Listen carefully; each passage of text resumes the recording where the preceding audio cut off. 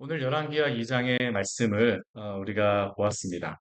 그런데 이 열왕기하 2장 같은 경우에는 왕에 대한 그러한 이야기가 나오질 않고 선지자의 그러한 이야기로 바뀌게 되어집니다. 이 열왕기 상하의 말씀은 왕들의 기록이기도 하지만 이 왕들의 기록 가운데에 유명한 선지자가 중간에 나옵니다. 바로 우리가 보고 있는 이 엘리야와 또 엘리사 선지자입니다. 하나님께서 왕들을 세우신 그러한 이유는 하나님께서 뭐 이스라엘 백성들이 사울의 때서부터 왕을 그렇게 요구하였던 그러한 것들은 왕이 우리를 잘 다스리면 좋겠다. 그리고 하나님께서 또 왕들이 이스라엘 백성들을 잘 다스릴 수 있도록 하기 위하여서 여러 선지자들을 보내셨습니다. 그 왕들이 이스라엘 백성을 잘 다스리는 방법은 무엇일까요? 우리가 신명기 우리 18장 말씀에 보게 되면 그 왕들이 다스리는 것에 대해서 어떻게 다스리라라고 말씀하시는 것들이 있죠. 먼저는 네 가지는 하지 말라라는 것에 대하여서 이스라엘 백성들에게 말씀하고 계세요. 어떠한 사람을 왕으로 뽑아야 되는지에 대해서 말씀하실 때에 하지 말라서부터 말씀하시죠. 이스라엘 백성에게서 다른 그러한 사람, 이스라엘 백성에 다른 사람을 왕으로 뽑지 말고 오직 이스라엘 백성 중에서는 왕으로 뽑아라. 그리고 왕이 되게 되면 병마를 많이 두지 말아라. 아내를 많이 두지 말아라. 그리고 또한 은금을 많이 두지 말라라고 하나님께서 이렇게 명령하셨습니다. 왕들은 이렇게 행해야 됩니다. 그리고 가장 중요한 것을 하라라는 것으로서 말씀하시는 한 가지의 것이 있었는데 그게 무엇이냐면 그 옆에 항상 말씀을 두고 그 말씀을 주야로 묵상하면서 그 말씀으로 이스라엘 백성을 다스리라라고 말씀하셨죠. 이게 바로 이스라엘의 왕이 이스라엘 백성을 다스리는 통치 철학이었습니다. 그리고 이 이스라엘 왕이 또한 이렇게 다스릴 때에 하나님께서는 왕도 하나님의 다스림을 받아야 됩니다. 그래서 왕 옆에 항상 누구를 세우시냐면 선지자를 세우셨습니다. 선지자. 그래서 왕들, 뭐 제가 어제도 잠깐 말씀드리고 주일날도 말씀드렸지만 왕들이 하나님의 말씀을 듣는다라는 그러한 의미는 바로 선지자를 통하여서 주신 하나님의 말씀을 듣는 것입니다. 근데 우리가 열왕기 상하의 말씀을 보다 보면 이 왕들이 이 하나님이 주신 그 말씀에 따라서 잘 다스리고 또한 선지자를 통하여서 주시는 그 말씀을 잘 따르면 좋은데 하나님의 말씀을 따라서 이게 다스려지는 것입니다. 근데 그 왕들이 어떻습니까? 제대로 이렇게 행하지 못하는 겁니다. 그래서 이 열왕기 상하의 말씀 가운데에서 왕들이 이렇게 제대로 다스리지 못하니까 하나님께서 이 왕들보다도 더 분명하게 그 보여주는 사람들이 있습니다. 그 사람들이 누구냐? 바로 선지자들입니다. 특별히 이 열왕기 사가에서 제가 방금 전에도 말씀드렸던 것 같이 유명한 선지자 두 명이 나오게 되죠. 바로 엘리야와 엘리사 선지자입니다. 이 엘리야와 엘리사 선지자는 그 시대에 특별한 하나님의 그러한 소임이 있었습니다. 어찌 보면 이 엘리야와 엘리사가 나타날 때가 언제냐면 북이스라엘이 가장 죄악으로 달려가고 있을 때, 치달아가고 있을 때에 그 이상 가게 되면 더 이상 소망이 없다라고 하나님께 생각하시면서 이 선지자를 보내셔갖고 그들로 하여금 하나님께 돌아오게 하시는 것입니다. 왕들에게 더 이상 소망이 없으니까 이제 선지자를 세워서 나에게로 오라라고 말씀하시는 게 바로 이 엘리야와 엘리사 선지를 세우시는 그러한 이유죠.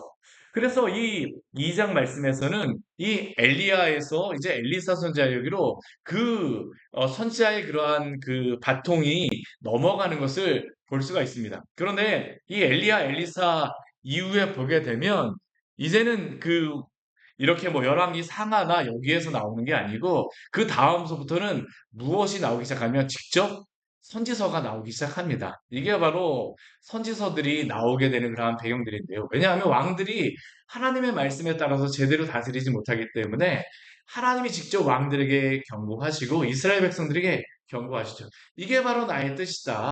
하나님의 뜻이 이것이다라는 것을 선지자를 통해서 말씀하시는 것입니다. 오늘 말씀에서는 이제 엘리야에서 엘리사를 세우는 그러한 말씀이 나오게 되는데요. 특별히 이 엘리야에서 엘리사로 세우시면서 누가 하나님의 그러한 사명들을 맡아서 행하게 되는가라는 그 사명에 대하여서 하나님이 알려주시는 말씀이 바로 이 말씀이라고 할 수 있습니다. 오늘 말씀을 보게 되면 2장 1절 말씀을 보면 여호와께서 회오리 바람으로 엘리야를 하늘로 올리고자 하신다라고 말씀하셨습니다. 그리고 이러한 때에 누가 그 옆에 있냐면 엘리사가 그 엘리야와 더불어 함께 있습니다. 왜 엘리야 옆에 엘리사가 있을까요? 이미 하나님께서는 엘리야를 이어서 엘리사를 세우기로 말씀하셨습니다. 그리고 기름도 부으셨어요. 우리 그 앞에 그 말씀에 우리 열왕기하 앞에 말씀에 19장 말씀에 보게 되면 엘리야가 엘리사를 피하여 그 이세벨을 피하여서 도망가지 않습니까? 그렇죠? 어디까지 도망가냐면 광야로 가서 로뎀 나무에도 밑에 있고 나중에는 하나님의 산 호렙까지 가게 되어지죠. 그리고 이 여러 그 바람과 지진과 뭐 그러한 가운데 하나님께서 계시지 않다가 나중에 세미한 음성으로 나타나셨습니다. 그리고 그 세미한 음성 가운데서 하나님이 마지막으로 엘리야에게 주셨던 사명이 있어요. 어떠한 사명입니까? 세 명의 사람을 세우라라고 하는 그러한 말씀을 주셨었죠. 그래서 하나님께서는 누구를 세우라고 말씀하시냐면 아람의 그 하사엘을 왕으로 그 다음에 세우라고 말씀하시고요. 그리고 또한 북이스라엘에서는 그 아합의 집안을 대신하여서 예후를 세우라고 말씀하시고 또 그 다음에 하나님께서 말씀하시는 또 사람이 있는데 그게 누구냐면 너를 대신하여서 엘리사를 세우라라고 말씀하셨습니다. 이게 바로 하나님께서 호렙에서 엘리야에게 주셨던 그러한 말씀입니다. 그래서 엘리야가 이 이스라엘 땅으로 다시 돌아왔을 때에 북이스라엘로 돌아왔을 때에 누구에게 가냐 하면 엘리사에게 갑니다. 그래서 이 엘리사를 부르는 말씀이 이 19장 말씀에 나오고 있죠. 그래서 엘리사가 하나님을 그 엘리야를 따르게 되어집니다. 그 다음부터는 이제 엘리야를 따르는 그러한 말씀이 나오게 되었는데요. 오늘 말씀에도 그것의 연장선상이라고 할 수 있습니다. 여호와께서 회오리 바람으로 엘리야를 하늘로 올리시고자 합니다. 그러니까 엘리야가 엘리사와 더불어 있는 가운데에서 이 엘리사도 이것을 알고 있죠. 이 뒤에 말씀에 보면 엘리사도 알고 있습니다. 근데 이렇게 그 엘리사와 함께 있을 때 어디서부터 이 장면이 나오냐면 우리 1절 말씀에 보면 어디가 나옵니까? 길갈에서 이러한 사건이 있었다는 것을 알게 되어지죠. 근데 오늘 말씀을 보게 되면 이렇게 회오리 바람으로 엘리야를 올리고자 하실 때에 엘리야가 엘리사에게 말합니다. 뭐라고 이야기합니까? 너는 여기에 머물러 있으라. 우리 2절 말씀을 보게 되면 너는 여기에 머물러 있으라. 그리고 엘리야는 엘리사에게 말합니다. 나는 베델로다 갈 것이다. 그러면 엘리사는 어떻게 해야 됩니까? 길갈에 머물러 있어야 됩니까? 그런데 엘리사는 엘리야의 말을 듣질 않습니다. 그가 우리 2절 그 중간 이후의 말씀에 보게 되면 그가 엘리야에게 이렇게 말하죠. 여호와께서 살아계심과 당신의 영혼이 살아있음을 두고 맹세하노니 내가 당신을 떠나지 아니하겠나이다. 끝까지 붙드는 것입니다. 엘리야는 머물러 있으라 그러고 근데 엘리사는 끝까지 따라가겠다라고 합니다. 그리고 엘리야는 그 자신이 말했던 것 같이 베델로 가게 되어지죠. 그런데 이 베델에 이르렀을 때에 선지자의 제자들이 이 엘리사에게 나와서 이야기합니다. 우리 이 말씀을 보게 되면 이 장의 말씀을 보게 되면 우리가 알 수 있는 게 무엇이냐 하면 이 시대에 선지자들의 그런 학교가 있었다라는 것을 알 수 있어요. 선지자들의 모임이 있었다라는 것을 알 수 있습니다. 근데 그 선지자들의 그 모임 가운데 선지자 학교에 있었던 그러한 여러 선지자의 제자들이 엘리사에게 이야기하는 겁니다. 아니 당시에서는 오늘 당신의 선생을 지금 하늘로 데려가실 줄을 머리로 데려가실 줄을 아시나이까? 근데 엘리사는 이 이야기를 듣자 이 사람들에게 뭐라고 이야기하냐면 나도 안다. 너희는 잠잠히 있으라고 이야기합니다. 근데 이렇게 베델에서 이렇게 그 왔으면 엘리야가 여기서 올라갈 줄 알았었는데 올라가지 않습니다. 우리 거기에 보게 되면 엘리야가 또다시 엘리사에게 이야기합니다. 청하건대 너는 여기에 머물러 있으라. 여호와께서 나를 여리고로 보내신다. 이번에 어디로 당합니까? 여리고로 갑니다. 길갈에서 베델에서 그리고 여리고로. 그런데 엘리야는 이상하게 이번에도 또 데려가려고 하지 않는 것 같아요. 너는 그냥 여기 머물러 있어. 여기 그냥 베델에 머물러 있어. 그런데 이번에도 엘리사는 어떻습니까? 내가 여호와의 살아계신가 당신의 영혼에 살아있음을 두고 맹세하는데 나는 끝까지 당신을 따라가겠습니다. 그래서 엘리사는 또다시 엘리야를 따라갑니다. 어디까지 갑니까? 여리고로 갑니다. 길갈에서 베델로도 올라갔다가 베델에서 다시 여리고로다 내려가는 것입니다. 여리고로다 내려가는 것이에요. 그러자 이 여리고에 갔을 때에도 또 이 선지자의 그 제자들이 또 이 엘리사에게 갑니다. 당신의 선생이 머리로 데려가실 때 당신 모르십니까? 선생님께서 여기 그냥 머물러 계시더라고 말씀하지 않습니까? 근데 엘리사가 어떻습니까? 나도 안다. 너희는 그냥 잠잠하라라고 이야기를 하죠. 이게 오늘 말씀을 보게 되면 이게 계속 반복이 됩니다. 우리 또 그 뒤에 말씀을 보게 되면 엘리야가 또다시 엘리사에게 이야기합니다. 너는 이제 여리고에 머물러 있으라. 6절 말씀에 보면 또다시 머물러 있으라라고 이야기합니다. 이것을 세 번씩이나 반복을 해요. 너는 그냥 여기 머물러 있으라. 그러면 그냥 이 엘리사 같은 경우에 이 정도 말했으면 머물러 있으면 될 것 같은데 이번에도 머물러 있진 않습니다. 머물러 있진 않아요. 또다시 엘리사는 엘리야에게 여호와의 살아계심과 당신의 살아있음을 두고 맹세하는데 나는 당신을 떠나지 않고 끝까지 따라가겠습니다. 그러다 이번에는 선지자의 제자 50명이 가서 멀리 서서 바라보고 있습니다. 이번에는 이번까지 이 선지자들도 따라왔던 것 같아요. 이번에는 따라오지 않습니다. 그런데 이 두 사람이 어디에 있냐면 요단가에 섭니다. 그 요단가에 서서 어떻습니까? 엘리야가 겉옷을 가지고 물을 딱 때립니다. 뭐 가죽옷이겠죠? 그것을 딱 때리니까 물이 이리저리 갈라지면서 두 사람이 마른 땅같이 건너가게 되어지죠. 이것을 통해서 하나님께서 무엇을 말씀하고 계실까요? 무엇을 말씀하고 계실까요? 여기에는 이 지리적으로다 이게 굉장히 중요한 의미가 한 가지가 있어요. 이게 뭐냐 하면 지금 길갈, 베델, 여리고, 요단강 이 지역은 다 어디와 관련되어 있는 거냐면 이스라엘 백성이 그 요단 동편에서 가나안 땅으로 들어와서 여호수아와 같이 처음에 그 여호수아 1장부터 8장까지 해서 이스라엘이 가나안 땅을 점령하고 다녔던 그 지역이 바로 이 지역들입니다. 정확하게 그 지역들을 따라서 지금 가고 있어요.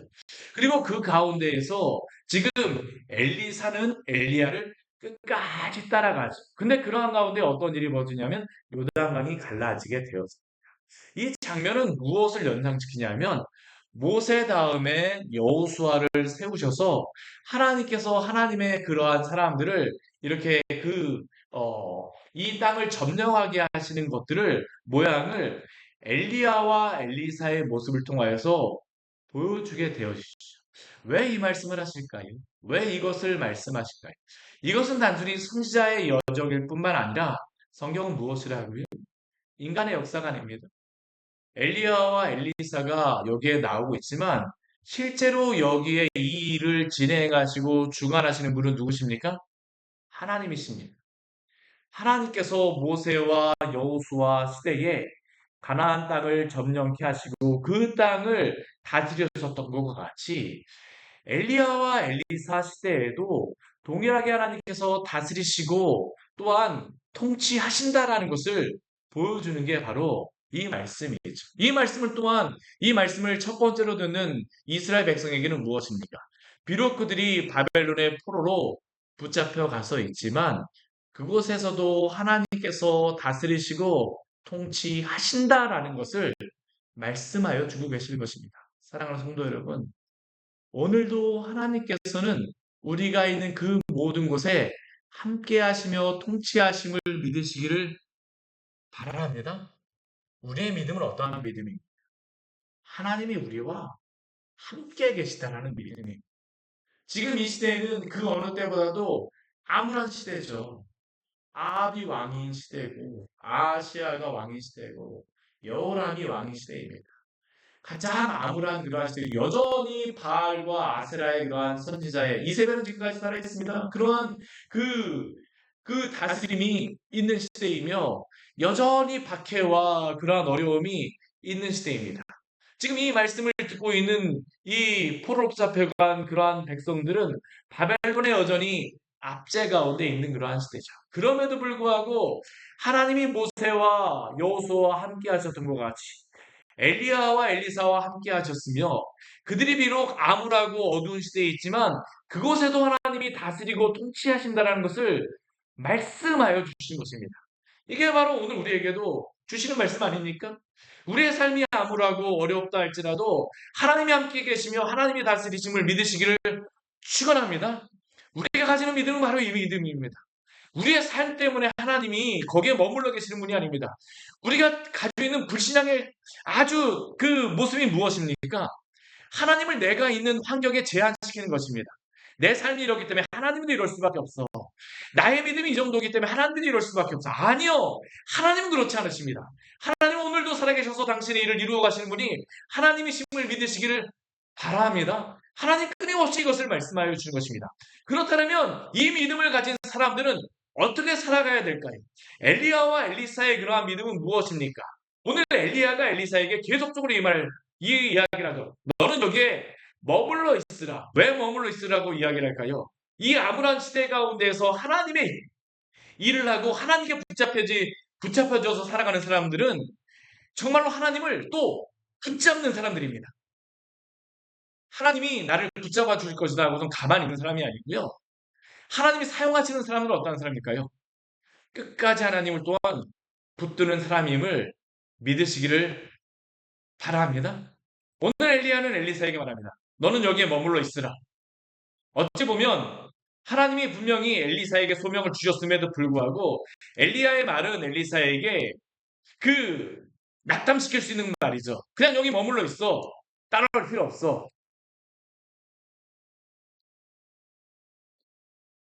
그런데 머물러 있으라고 머물러 있는 게 하나님의 뜻입니까? 아닙니다. 엘리야가 지금까지 선지자로서 왔던 그러한 길은 어떤 길입니까? 누구보다도 선지자로서 어려움의 그러한 길이 어렵다라는 그러한 어려운 길이라는 것을 아는 사람이 누구일까요? 엘리야입니다. 엘리야는 3년의 그러한 가뭄의 기간 동안 아합이 죽자사자 따라다녔죠. 온 이스라엘을 정말 눈에 불을 켜고 따라다녔습니다. 그러니까 저 시돈까지 갔던 게 바로 엘리야 아닙니까? 거기까지 도망갈 수밖에 없었죠. 사렙다 가부에게서 그녀와 함께 있을 수밖에 없지 않았습니까? 왜 그렇습니까? 아합이 엘리야를 죽이려고 쫓아다녔기 때문입니다. 그가 바알의 손자에게 이겼습니다. 그의 마음속에 어떤 마음이 있었을까요? 아, 이제 됐다. 이제 북이스라엘이 다 회개하고 하나님께 돌아오겠지. 근데 그가 그것을 기대하고 그 비가 오는 가운데에서도 아합의 마차 가운데서 막 허리띠를 동이고 막 뛰어갑니다. 그 뛰어갈 때는 그의 마음속에 무엇이 있었을까요? 사마리아 성에 들어가게 되면 회개하고 이세벨까지 회개하고 돌아올 것이다. 근데 들려오는 소리는 무엇입니까? 이세벨이 엘리야를 죽이겠다라는 그러한 이야기가 들려옵니다. 그때 이 엘리야의 마음은 어떻습니까? 낙심되어지는 겁니다. 그의 생각대로 되어지지 않아요. 이 정도 하나님이 역사하셨으면 되겠지. 근데 하나님의 뜻은 그게 아니었던 겁니다. 그러니까 이 엘리야의 생각에서는 이게 낙심이 되어지는 것입니다. 이 순진하로 살아간다라는 게 정말 목숨 걸고 하나님 앞에서 살아가야 된다는 것이죠. 그것을 누구보다도 잘 알고 있는 게 누구입니까? 엘리야입니다. 그러니까 엘리야는 엘리사에게 이야기합니다. 너는 여기에 머물러 있어. 여기에 머물러서 머물게 되면 그 정도는 무엇입니까? 하나님의 일을 감당할 수 없다는 시대를 변화시키고 또한 하나님의 일을 하고자 하는 그러한 사람들은 또 어떠한 마음이 있어야 될까요? 끝까지 하나님을 붙드시고 믿음으로 살아가시기를 축원합니다. 우리의 주변에서 이렇게 말하는 사람이 굉장히 많을 수 있어요. 그냥 여기 이 정도 머물러 계십시오. 뭐 이렇게 머물러 있으라고 엘리야 정도로 말하는 사람 정도가 아닙니다. 여러 가지 시험도 주고 우리를 힘들게도 하고 낙심케도 하는 사람들이 얼마나 많습니까? 너는 이 정도밖에 안 되잖아. 예수 믿는다고 하면서 왜 그래? 너의 여러 가지 뭐 상황이나 뭐 그런 것들을 보게 되면 야, 하나님이 살아계시기나 해. 나봐 잘 이렇게 잘 되고 그러는데 얼마나 막 그래. 그런데 그러한 이야기를 들었다고 해서 낙심하지 마십시오. 하나님을 붙드시기를 축원합니다. 이게 바로 하나님께서 엘리야를 통해서 엘리사에게 말씀하시는 것이죠. 엘리사는 어떻습니까? 그 소리 들어도 넘깁니다. 넘겨요. 왜요? 하나님이 나를 붙드시고 함께 하신다는 그 소명이 있는 사람들은 어떻습니까? 끝까지 주님을 붙들고 가는 그러한 사람입니다. 오늘 우리 찬양했잖아요. 예수 나를 오라 하네. 예수 나를 오라 하네. 어디든지 주를 따라 주와 함께 같이 가겠습니다. 예수가 나를 오라고 했습니다. 예수님이 나를 부르셨습니다. 구원하셨습니다. 근데 그 다음서부터 어떻습니까? 주의 인도하심 따라 주의 인도하심 따라 어디든지 주를 따라 주와 함께 가시기를 바랍니다. 이게 소명 가진 사람들 또한 하나님이 부르신 사람들이 가져야 될 믿음의 마음인 줄 믿습니다. 오늘 그런 가운데에 엘리사가 끝까지 따라붙었을 때에 엘리야가 이야기하죠. 너가 왜 이렇게 나를 따르냐? 너 도대체 너가 원하는 것이 무엇이냐? 우리 구절 말씀에 보면 엘리사가 엘리야에게 바라는 것이 무엇입니까? 우리 구절 말씀 같이 한번 읽을까요? 건너면 엘리야가 엘리사에게 이르되 나를 내게서 데려감을 당하기 전에 내가 내게 어떻게 할지를 구하라. 엘리사가 이르되 당신의 성령이 하시는 역사가 갑절이나 내게 있게 하소서 하는지라. 아멘. 이 엘리사의 마음속에는 어떠한 소망이 있습니까? 열망이 있습니까? 하나님의 것에 대한 열망함이 있습니다. 하나님 저에게 갑절의 영감을 허락하여 주시옵소서. 우리 모두 다 이러한 소망이 있기를 축원합니다. 나의 능력이 충만한 것이 아니라 하나님이 함께 해주시게 되면 그 모든 일들을 감당할 수가 있습니다. 근데 우리가 또 가져야 될 마음은 무엇일까요? 엘리사가 이렇게 소망함들이 있지만 엘리야가 그렇다고 해서 내가 너에게 이것을 마음대로 줄 수는 없습니다. 왜요? 이 능력은 누구의 것입니까? 하나님의 것입니다. 그러니까 우리 10절 말씀을 보게 되면 엘리야가 뭐라고 합니까? 너가 어려운 일을 구하는도다. 나를 내게서 데려가시는 것을 내가 보면 그 일이 내게 이루어지려니와 그렇지 아니하면 이루어지지 아니하리라. 이 말은 어떠한 의미냐면 내가 너에게 이것을 주는 게 아니라는 겁니다. 하나님이 그 일을 이루어 가신다는 것입니다. 사랑하는 성도 여러분, 오늘도 하나님의 주권을 인정하면서 살아가시기를 원합니다. 하나님이 당신의 일을 이루기 위해서 때로는 능력도 주시고 은사도 주시고 감당할 수 있는 또한 그 모든 것들도 허락하십니다. 그러나 우리에게 필요 요청하시는 것은 무엇입니까? 또 그 믿음을 가지고 살아가십시오. 끝까지 주님을 붙드시기를 바랍니다. 하나님이 이제 엘리야를 데려가시죠. 그리고 그 올라가는 그 엘리야를 보면서 엘리사가 뭐라고 얘기합니까? 내 아버지여 이스라엘의 병거가 그 마병이여 하면서 외칩니다. 한편에서는 엘리사의 마음이 참 엘리야가 올라가는 것을 보면서 어떻게 될 것인가 그런 생각이 들지 않겠습니까? 그런데 엘리사는 어떻습니까? 믿음이 있습니다. 어떠한 믿음일까요? 하나님에 대한 믿음이죠.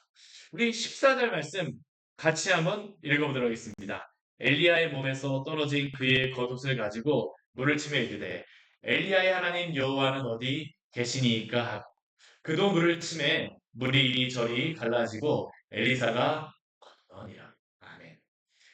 오늘 여기서 엘리야의 그러한 겉옷이 중요한 게 아닙니다. 정말 엘리사가 붙들고 있는 분은 누구실까요? 엘리야의 하나님 여호와는 어디 계시니? 하나님이 함께 계시면 엘리야가 그 일을 하는 게 아닙니다. 누가 하신 것입니까? 하나님이 그 일을 행하시는 것입니다. 하나님 또한 우리와 함께 하시겠다고 약속하심을 기억하십시오. 예수님께서 가장 마지막에 우리 마태복음 28장 20절 말씀에서 무엇이라고 말씀하십니까? 내가 너희에게 분부한 모든 것을 가르쳐 지키게 하라. 그런데 그들의 힘으로 제자들이 하는 게 아닙니다. 예수님께서 가장 마지막에 말씀하신 것이 무엇이에요? 볼지어다 내가 세상 끝날까지 너희와 항상 함께 있으리라. 오늘도 하나님께서 함께 계심을 믿고 믿음으로 주님을 붙들고 살아가시기를 축원합니다. 하나님이 함께 하십니다. 끝까지 주님 의지하십시오.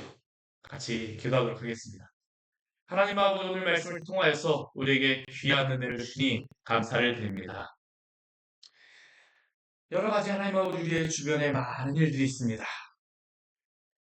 주님이 우리를 부르시고 우리를 구원하셨음에도 불구하고 우리를 낙심시키고 낙담시키려고 하는 이야기도 들려옵니다. 너는 여기 머물러 있으라. 그러나 엘리사는 엘리야의 그 이야기를 들었어도 머물러 있지 않습니다. 끝까지 엘리야를 따라갑니다. 아니 하나님을 따라갑니다. 우리 주 예수 그리스도를 따라 주님과 동행하기를 소원합니다. 오늘 이 자리에 나온 우리 귀한 성도들에게 이 믿음을 허락하여 주시옵소서. 우리의 능력이 아닌 주의 능력을 의지하게 하여 주시고 주님이 함께 하심으로 말미암아 우리 주 예수님께서 하신 것보다 더 큰 일도 하게 하시겠다고 약속하신 주님의 그 말씀을 믿고 오늘도 믿음으로 살아가는 우리 귀한 성도들 될 수 있도록 주여 도우시고 인도하여 주시옵소서. 당신의 종들이 또한 여기에 있사오니 당신의 백성들을 통하여서 당신의 백성들이 살아가는 그 모든 곳에서 당신의 영광이 드러나기를 원합니다. 주님께서 하나님과 당신의 영광을 나타내 주시옵소서. 이 어두운 시대 가운데에 당신의 일이 이루어지기를 소망하오니 주여 함께하여 주시옵소서. 예수님 이름으로 기도드립니다. 아멘. 오늘 말씀 같이 기억하시면서